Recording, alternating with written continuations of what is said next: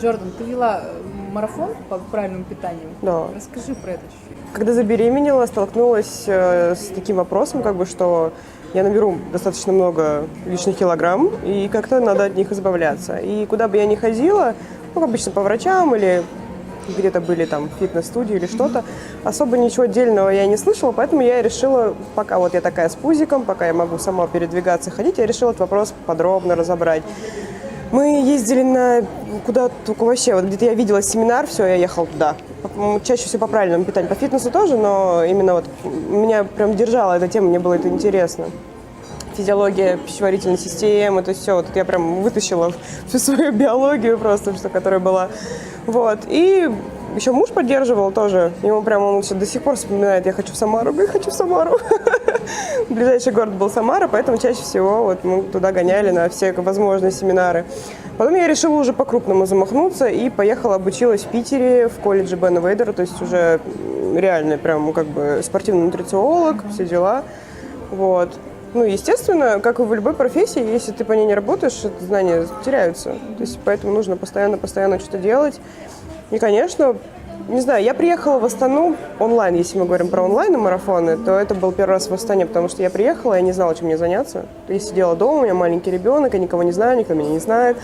Вот, я думаю, надо попробовать.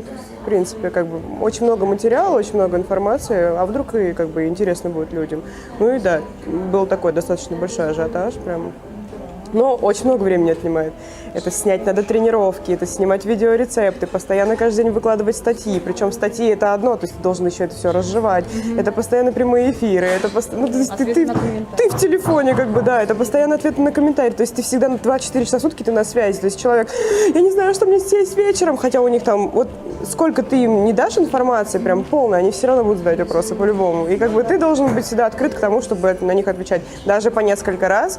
И лучше это делать всегда так, ну, как бы глупых вопросов не бывает в любом случае. Просто то, что элементарно для меня, может быть сложно для другого человека, и как бы нужно это понимать, и, естественно, то есть, ну, спокойно на это реагировать, потому что некоторые не выдерживают. Сколько можно говорить? Я же сказала, грудь, говорю. Вот, ну и как-то да. А до того, как я уехала в Астану, мы с подружкой достаточно популярную студию открыли, где я конкретно по фитнесу больше вела, то есть она чисто танцы, ну как бы она и фитнес тоже ведет, то есть, но все равно я больше как-то углублялась в эту систему, поэтому как-то все это на мне было. И да, мы запустили серию проектов, где за 2 месяца где-то около 14-12 килограмм, прям вот без изнурительных диет, то есть вот эта вот постоянная мотивация, но это тоже сложно. Ты постоянно на связи с девочками, то есть все время в чате, в WhatsApp, ты как-то поддерживаешь, то есть ты много очень энергии отдаешь, потому что ты же видишь, как они как бы, да, там чуть-чуть вправо, чуть-чуть влево, сразу срыв. И это надо тоже контролировать, чтобы они обратно возвращались в это все. Очень хороший результат. У меня тоже на старой странице, которую я удалила, вот, было очень много результатов до и после. Потом такие восхищения, эти фотографии в платьях. То есть там, ну, это очень круто. Это заряжает нереально. Это вытекает следующий вопрос. Любимая еда? Любимая еда – еда. Еда разная. Я не знаю, мы про обычную еду говорим или про вредную? Да, наверное, про любую. Просто вот есть любимая, пусть даже она будет вредная, но вот люблю. Но иногда Я позволяю. Я очень люблю макароны и очень люблю хлеб. Да, то есть это моя болезнь, если мы говорим о еде. То есть, и самое-самое вообще, что вот я ни на что не променяю, это яйца в любом виде. Я могу просто жить на вареных яйцах, просто заедая помидорами, и это все, это счастье. Но если мы говорим про такую еду, которую бы я хотела все время кушать, то это красная икра и стейки. Все. Хотите меня задобрить? на стейк, красную икру, бутербродом сразу. Вот. Видишь ли ты себя блогером? Нет. Или дистанционным тренером, про который ты только что немножко затронула? Нет. Ну, почему? Я работала и лично консультируя, присутствуя, находясь рядом, да, с девочками, я работала онлайн. И, конечно, лично дает намного больше результатов. Если просто ставить это на денежный поток, это неинтересно мне лично, потому что я заинтересована не в деньгах, а в результате. Вот. А так, допустим, из 100 человек, ну, где-то, не знаю, 8-10 будут результативных. Если онлайн, об онлайн мы говорим. Если это личное присутствие, то там практически все, по-любому. На выходе они все худые, довольные, счастливые. Поэтому... Я не знаю, мне даже сторис периодически снимать как-то. Вот я смотрю, допустим, на кого я подписана, на девочек в Инстаграме, когда они просто могут вот так вот тупо себя снимать и ничего не говорить. Так просто... Блогеры разные же бывают. Я не люблю много писать, я не люблю читать большие посты тоже. Ну, то есть, если мне прям очень интересно, я прочитаю, но чаще всего я это пролистываю сама. Поэтому, как бы, ну, бывает, мне прям что-то накипит, и я прям так хоп, и что-то напишу. Это надо все время с камерой ходить. Вот я не могу, как Макс, кстати, вот так вот просто ходить и снимать. Он реально может к незнакомому человеку подойти, познакомиться сразу, вот так вот, что-то там, не знаю, какую-то ситуацию создать. У меня нет такого таланта, честно. Я скромная. Не скромная, я какая-то застенчивая, стеснительная, возможно, вот в этом вопросе. Поэтому, мне кажется, нет. Ну, короче, есть много факторов, сковывающих меня. Вот если бы мне дали свободу, может, я бы и подумала все так. Свобода слова! Ну, сцена – это другая жизнь вообще. Да, это вообще. Я абсолютно два разных человека. Мне иногда кажется, что у меня раздвоение личности вообще. Чаще всего вот адекватный артист, он очень спокойный, трудолюбивый, такой прям...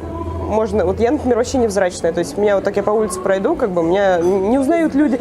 Я правда, нет, серьезно, особенно без кос. Без кос меня вообще могут тупо не узнать вот так вот, я вот если стоять буду рядом. Вот, ну и в принципе, я в жизни, я вообще не крашусь, я ношу там вот такие вот толстовки, футболки, да, я постоянно в кроссовках. То есть меня увидеть как-то вот, даже вот так вот увидеть, это тоже редкость, это как бы, не знаю, я не очень люблю привлекать к себе внимание, поэтому мне, наверное, на сцене хватает просто очень много, и я такая, хоп, и закрылась такая. Мне как-то раз сказала, кто же мне сказал? Как-то я с женщиной тоже с одной работала, она тоже диетолог, мы с ней сотрудничали, она меня лечила, можно даже так сказать. Вот. И она говорит, я смотрю на тебя, вот ты приходишь ко мне, я смотрю на тебя здесь, я смотрю на тебя там в Инстаграме или на сцене, у меня такое ощущение, что ты просто вот так вот с таким горбом такая выходишь, с этой батарейкой, с этим грузом, вот, скидываешь такая вся, хоп, там, и обратно потом такая капюшон надела и пошла. Копить пошла. Да, копить обратно, да, заряжаться. Ну, есть такое чуть-чуть. Что-нибудь интересное, может, забавное в последнее время? Да он с каждым днем, что как не день, так что-то забавное. Так что я даже не знаю, что именно рассказать. Видео со шторами – это просто огонь. Ой, вообще, да, я тоже пересматриваю. Я, особенно когда монтировала, не заметила. Потом, когда уже начали комментарии все писать, я такая думаю, что там такого? Я такая смотрю, там эти ножки маленькие туда-сюда. Ой, ну он классный, да. Но он очень энергичный, он столько прям в нем энергии. Вот если он рядом, все, я вся в нем. Вот если он рядом, я ничего не могу делать. Я ни думать не могу, ни работать не могу. То есть все, я Рамир, и я где-то там, вот уже мне остальной мир вообще не существует. Это дело было в школе. Это был, по-моему, 10 кажется, класс, конец 10 класса, лето, нечего делать. И я натыкаюсь на салон, начинаю общаться с хозяйкой. Мы вообще по другой теме с ней должны были посотрудничать. Вот. Она говорит, мне администратор нужен, а мне делать нечего. Я говорю, ну окей, давай. У нас работала негритянка там, она плела. А как бы салон небольшой, то есть ты видишь все, что там происходит. И как бы я наблюдала просто за ее пальцами, мне было интересно, что же она такого делает. А первые мои косы в жизни были, наверное, в классе в 9. Я мечтала прямо о длинных волосах, и мамина подруга сказала, вот у нас там мастер с Москвы приезжает, типа, будет обучать, нужна модель, просто за материал заплатите, потому что было очень дорого тогда. Вот. Мама меня отправила, дала денег, я эти косички, наверное, полгода не снимала, реально, это было просто, у меня аж прям вот так вот все отросло, я просто одевала ободок, как будто бы, типа, тут мои волосы, тут такие длинные косы, вот это был вообще прям такой восторг щенячий. Ну, проходит год, я устраиваюсь в этот салон, смотрю, в какой-то момент там они начали ругаться с хозяйкой, якобы она просила больше денег, или что-то, я говорю, я не понимаю, что там плести, я говорю, это же вообще легко, типа, давай я буду плести, она такая... Там же там специальный узел, там все так сложно, там схема. Я говорю, ничего там сложного нет. Он говорит, ну хорошо, покажи на манекене. Я просто беру, сразу правильно ставлю руки, она такая не поняла. Ну давай попробуем. Ну, естественно, первая моя клиентка достаточно долго, сколько часов, 9, наверное, я ее плела. Ну, там были очень густые волосы, прям очень густые волосы. Вот. И потом, как по накатанной, все, пошло-поехало. Поехала в Москве, обучилась в хейр-шопе. Это я еще школу не закончила, то есть еще там. И все, уже как бы подрабатывала в салоне, подрабатывала, уже на дому подрабатывала. Потом обучилась наращиванию волос. Вообще изначально я наращивала, да, то есть потом только я уже плести начала. А потом, когда я уже начала ездить, как бы с волосами нужно иметь постоянно одного поставщика, проверенного, потому что бывали такие ситуации, когда ты там просто, ты нарастила, она пошла покрасилась, и там половина химии, это все свернулось, то есть это очень достаточно такой щепетильный вопрос. И я потихоньку, синтетика, она и в Африке синтетика, где бы ты ее ни купил, все равно все везут с Китая, как бы, и я, короче, ушла просто сразу в косы, думаю, расходный материал, и это достаточно легко в плане, как бы, бизнеса, ты не вкладываешься. Есть клиент, ты заказала материал, просто находишь где-то поближе, где есть. Нет клиента, ты, как бы не в минусе вообще. Вот. Ну, что меня отличает от других девчат? У нас просто тоже чаты есть, где мы все сидим, то есть со всех городов. Есть отдельно казахстанский, есть отдельно российский, да. Вот. Да, все серьезно. И, ну, я очень быстро плету. То есть таких, как я, ну, может, еще 4. Вот. Ну, если мне лично не знакомо, да. Ну, просто, может быть, моторика рук или что-то, может, мозги. Я не знаю, с чем это связано, но я... в 2-3 раза плету быстрее, чем среднестатистический мастер, как бы. Вот. Ну, как бы это тоже быстро плести, это не показатель. Нужно плести хорошо в первую очередь. Поэтому, как бы, те, кто плетут дольше, они ничем не хуже в любом случае. Просто плюс в том, что я могу 3-4 в день заплести, а обычно там 1, максимум 2.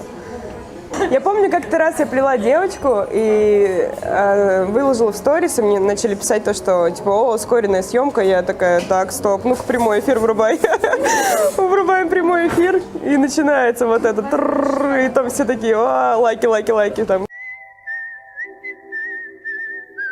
И самое такое впечатление, ну, которое запомнилось, впечаталось, какой-нибудь, может, моментик. Мое выступление. Я так и знала. Особенно вот это вот. Да, а я должна была еще успеть же к этому моменту, на середину сцены вернуться. Мой любимый момент. Мы же репетировали, я в кроссовках, а так-то я вышла в сапогах на каблуке. И я иду обратно, и я понимаю, что я уже не успеваю. Я джамп, так.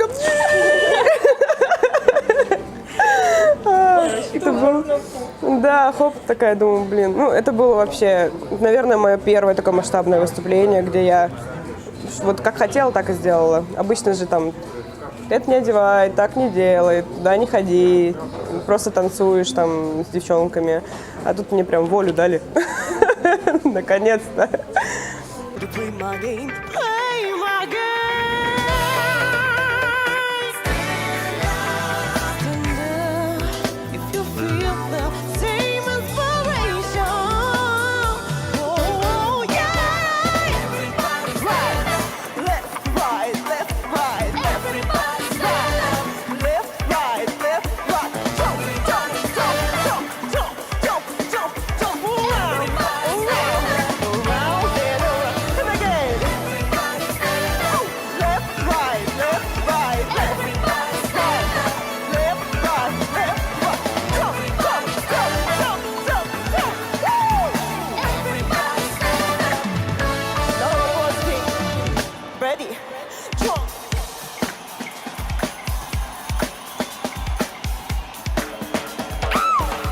всегда вот эта дрожь, мандраж, это перед каждым, перед любым выступлением, и независимо. Ну, тут еще, конечно, ну, тут меня успокаивало, что как бы не меня пришли слушать.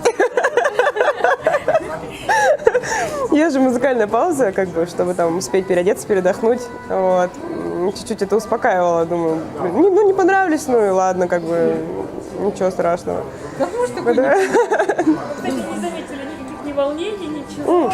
Когда выхожу, первые два слова, все, там уже другой человек. Я говорю, первый шаг туда, да? это просто вот стоит что-то сказать мне прям, и я половину даже не помню, что я делаю. То есть я какую-то схему сохраняю, но моментами это потом как в тумане потом вспоминаешь, ну, видео пересмотришь, думаю, о, я ничего такая, да.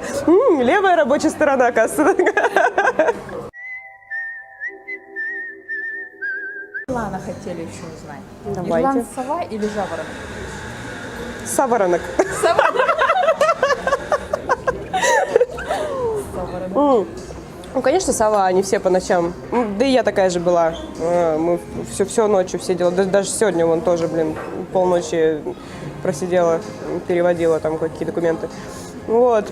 Но когда надо встать, вот что его отличает, когда надо рано встать, у него какой-то счетчик срабатывает все-таки. Какой бы он уставший ни был, его достаточно легко разбудить. То есть, ну да, поспать он любит прям похлеще меня, мне кажется, хотя я очень люблю поспать.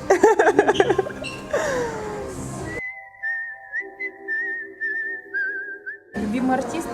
Ну, мужчина или артист и артистка? Территориально можно? Вообще без границ. Ну, нету. Нету? Океан. Это же актер. Ну, артист, в смысле... Артист да, любой? В смысле, артист кино, может, я неправильно выразилась? Ну если мы не говорим о певцах, Не-не-не. Артист, в смысле, актеры. тогда Том Харди. Хороший выбор.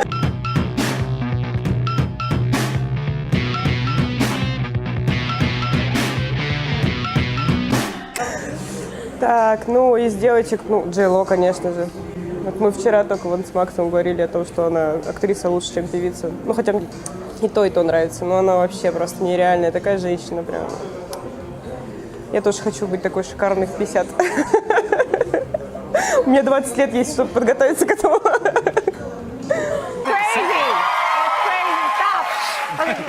Don't talk about it, don't talk. Джордан, нравится сейчас вот на данный момент, чем ты занимаешься, род занятий? Да, конечно. Я просто такой человек, если бы мне не нравился, я бы не занималась. Я очень категоричная просто. Я еще прочитала Лобковского «Хочу и буду». Читали? Вот. Чуть еще прям пожестче даже стало в этом вопросе. Ну, то есть у него там 6 правил есть, и одно из них там не делай то, чего не хочется, делай то, что хочется. Отвечай, когда спрашивают.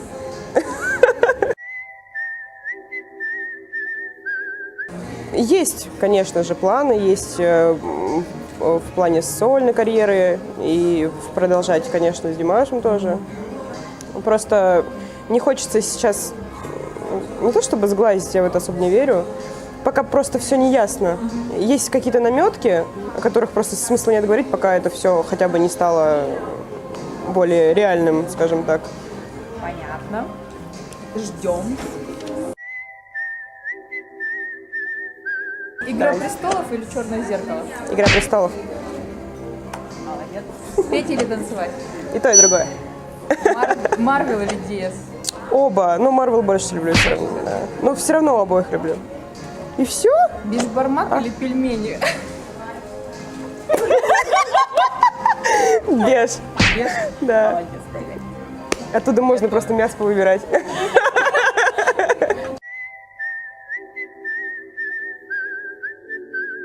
Схему мест, спрашивали у кого что, и мы примерно знали, где кто сидит. А вокруг меня просто была пустая зона. Я думаю, что ж такое?